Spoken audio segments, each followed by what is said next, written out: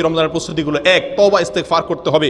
দুই, কোরআন সুন্নাহ রমজানের যে ফজিলত মর্যাদার কথা বলা হয়েছে এগুলো এখন থেকে বেশি বেশি করে পড়তে হবে, শুনতে হবে, বলতে হবে, চর্চা করতে হবে, প্রয়োজনে লিখে রাখতে হবে রুমে, যাতে করে বারবার দেখে উৎসাহিত হতে পারি আমরা।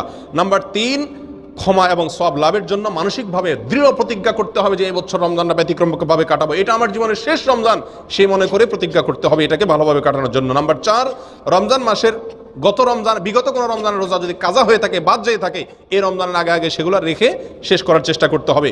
নাম্বার পাঁচ, আল্লাহ সুবহানাহু ওয়া তাআলার সাধারণ ক্ষমার জন্য হিংসা এবং শিরক থেকে মুক্ত হতে হয়, সেজন্য নিজেদেরকে রমজান আসার আগে আগে হিংসা এবং শিরক থেকে কি করব, মুক্ত করে নেওয়ার চেষ্টা করবো ইনশাআল্লাহ। নাম্বার ছয়, রমজান এবং রোজা সংক্রান্ত যে মাসালাগুলো আছে সে মাসালাগুলো আমরা সবগুলো এখন থেকে বই পুস্তক আছে এগুলো শুনে অথবা বিভিন্ন দার্স থেকে সেগুলোকে শিখে নেওয়ার চেষ্টা করব, জেনে নেওয়ার চেষ্টা করব। নাম্বার সাত, বিগত রমজানগুলো আমার কি কি কারণে ভালোভাবে কাটানো হয় না সেই কারণগুলোকে চিহ্নিত করে সেই কারণগুলোকে এখন থেকে দূর করতে হবে, নিজের মধ্য থেকে এখন থেকে সাবধান হতে হবে যাতে করে এই রমজানটাও অন্য রমজানের মতো গাফলতিতে না যায়। নাম্বার আট, যে আমল আছে রমজান উপলক্ষে 20টা স্পেশাল আমল আছে, এই বিষয়ে আমাদের একটা আলোচনা আছে, অনলাইনে আপনারা দেখে নিতে পারেন।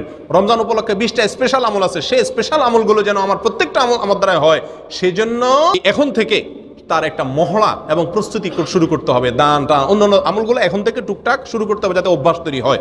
নাম্বার নয়, রমজানকে সর্বোত্তম ব্যবহার করার জন্য এখন থেকে সারাদিনের রুটিন তৈরি করতে হবে যাতে করে কোন সময় কি করবো এখন থেকে প্রস্তুতি নিয়ে নিতে পারি।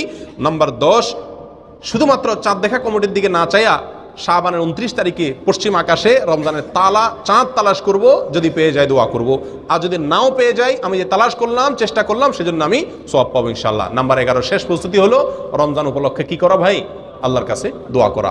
আল্লাহ আমাকে রমজান ভালোভাবে কাটানোর তৌফিক দান করেন। আল্লাহ এই একটা রমজান যেন আমাদের জীবনের মোড় ঘুরে দেয়, আল্লাহ একটা রমজান যেন আমাকে পরিবর্তন করে দেয়, করবো তো ইনশাআল্লাহ। আল্লাহ আমাদের সবাইকে তৌফিক দান করেন।